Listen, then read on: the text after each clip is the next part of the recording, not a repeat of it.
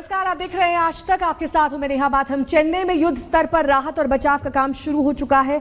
आज तक आपको लगातार इसके सबसे ताजा अपडेट्स भी दे रहा है। आपको यह भी बता दें कि चेन्नई में लोगों की मदद के लिए सेना ने ऑपरेशन मदद चलाया है और अब से कुछ ही देर में प्रधानमंत्री नरेंद्र मोदी चेन्नई के हवाई सर्वे के लिए जाएंगे। सेना के हेलीकॉप्टर को देखते ही लोग छतों पर किस तरह से जमा हो गए हैं, तस्वीरों में दिखाई दे रहा है और राहत सामग्री का इंतजार लोग कर रहे हैं काफी अरसे से। और अब ये राहत सामग्री धीरे धीरे लोगों तक पहुंच भी रही है। मदद के हाथ आगे बढ़ रहे हैं सेना की तरफ से, एनडीआरएफ की टीम की तरफ से, साथ ही नौसेना भी इसी काम में लगी हुई है। नेवी का ऑपरेशन मदद शुरू हो चुका है। 100 बोटें भी इस्तेमाल की जा रही हैं लोगों को बाढ़ग्रस्त इलाकों से निकालने के लिए। सड़क पर नाव चलाने पर मजबूर हो गए हैं लोग क्योंकि जलमग्न हो गई हैं सड़कें। तो जैसे जैसे वक्त गुजरता जा रहा है वैसे वैसे चेन्नई की त्रासदी की भयावह तस्वीरें सामने आ रही हैं। चेन्नई का संकट कम होता नहीं दिख रहा।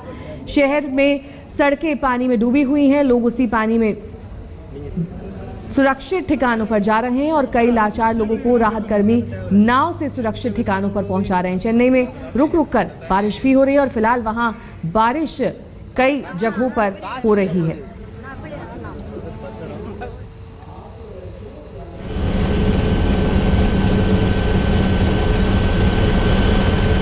आसमान से इतनी आफत बरसी कि जिंदगी तबाही के कगार पर पहुंच गई। पानी की शक्ल में बरसी आग ने सब कुछ छीन लिया। जहां तक नजर जाती है वहां तक बाढ़ से आई बर्बादी दिखाई दे रही है। गलियां, सड़कें, इमारतें, हाईवे, एयरपोर्ट और झीलें, हर तरफ बाढ़ का कहर टूटा है।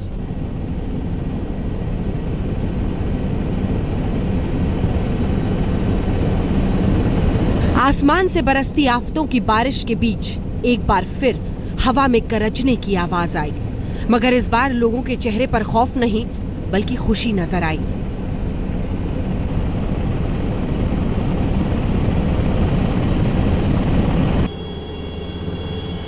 तबाही के इस मंजर में करीब 200 से ज्यादा लोगों ने जान गंवाई है और जो बच गए हैं उन्हें पेट की आग तड़पा रही है। एक एक रोटी के लिए सैकड़ों लोग घरों की छत पर जुट गए।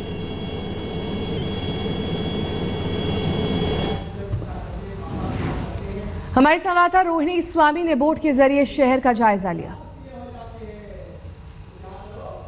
हम सिरवान मयूर की ईस्ट स्ट्रीट पे हैं। आप देख सकते हैं कि हम एक नाव में हैं। यहाँ पे लोगों को आने जाने के लिए एक नाव दिया गया है क्योंकि पानी करीब 5 फीट तक आया हुआ है। एक हॉस्पिटल आप देख सकते हैं यहाँ पे पूरी तरह से बंद है और ये 4 दिन से बंद है, पर जब से बारिश शुरू हुई तब से बंद है। आप देख सकते हैं कि लोग अपने अपने टेरेस में खड़े होके यहाँ पे क्योंकि उनके ग्राउंड फ्लोर में पूरा पानी भर चुका है। और बहुत सारे लोग हैं यहाँ पे की कोशिश करते हैं, अपने घर से नहीं निकल पाते हैं, तो वो ये जो नाव सर्विस जो चेन्नई पुलिस ले आए हैं लोगों को एक जगह से दूसरी जगह ले जाने के लिए या अपने घर बंद करके एक सुरक्षित जगह जाने के लिए। अब मैं अगर दिखा सकती हूँ कि ये पूरा जो एरिया है रेजिडेंशियल एरिया है, पानी पूरी तरह से अंदर चली गई है और कोशिश है हर बार की लोगों की कि एक अगर नाव आए तो वो यहाँ से निकल सकें। खाना नहीं है, पानी नहीं है, पावर बिल्कुल नहीं है, फोन बिल्कुल चल नहीं रहे हैं, तो मुश्किल से लोग यहाँ पे हैं। पर सबसे अहम बात है कि पानी जो है उनके आप देख सकते हैं कहाँ तक पानी भरा हुआ है।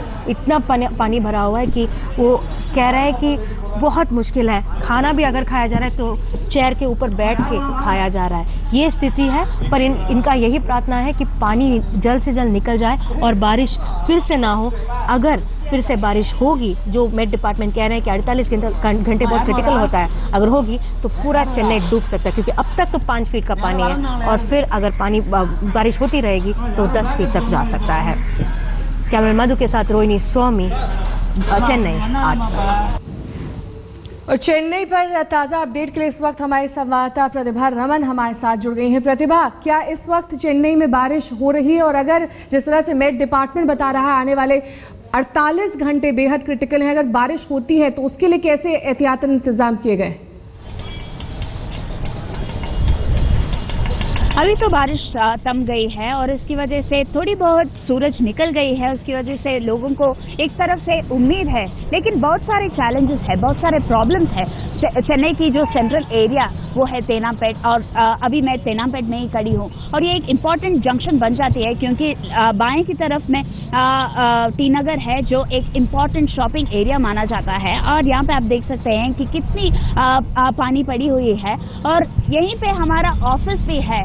और ऑफिस की तरफ देखेंगे तो पार्किंग लॉट के अंदर भी पानी घुस गई है और यहाँ पे 2 ATMs भी है और ATMs के अंदर पानी घुस गई है, पावर भी नहीं है और लोगों को यहाँ पे मनी ड्रॉ करने में मुश्किल हो जाती है। और आपको ये ऑब्जर्व करना पड़ेगा कि लोग अपने अपने घरों को छोड़कर यहाँ आए हैं, लो लाइंग एरिया से यहाँ आए हैं, अपने अपने पैसा छोड़ के यहाँ आए हैं और दूध का एक पैकेट 100 रुपीज़ में बिकती है।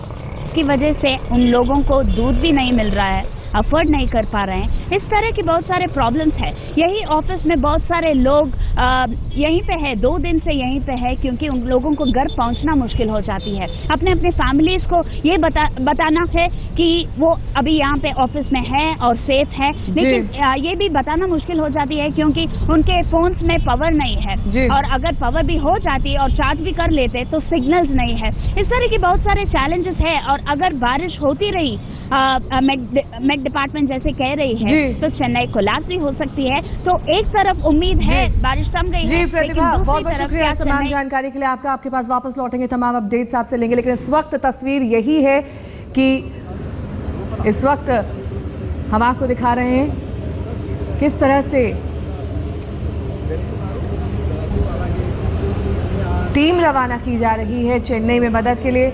हैदराबाद के एयरबेस से ये टीम रवाना की जा रही है जिसमें सेना के जवानों की भी अब मदद ली जा रही है। अभी तक आपको बता दें कि NDRF की 30 टीमें तो रवाना कर ही दी गई थी, लेकिन अब सेना से मदद इसलिए ली जा रही ताकि वृहद स्तर पर मदद पहुंचाई जा सके चेन्नई वासियों को। हमने देखा किस तरह से मुश्किलात पेश आ रहे हैं चेन्नई में रहने वाले लोगों को, चाहे वो खाने की चीज़ें हों, दवाइयाँ हों या फिर आम जनजीवन जो है वो बुरी तरह से किस तरह से प्रभावित हो चुका है वो आप तस्वीरों में देख ही चुके हैं। और इसीलिए चेन्नई एयरबेस से रवाना हो रहे हैं ये जवान मदद का हाथ पहुंचाने के लिए चेन्नई वासियों के लिए।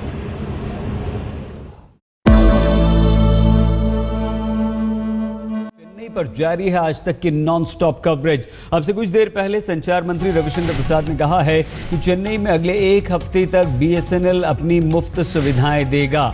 ये बड़ी खबर आ रही है क्योंकि चेन्नई के लोग Hello and welcome to another episode of Gadgets and Gizmos. My name is Gaurav Prethi and they call me Looks Matter, they say, and then you realize that was the first sign of trouble. I fell for those looks.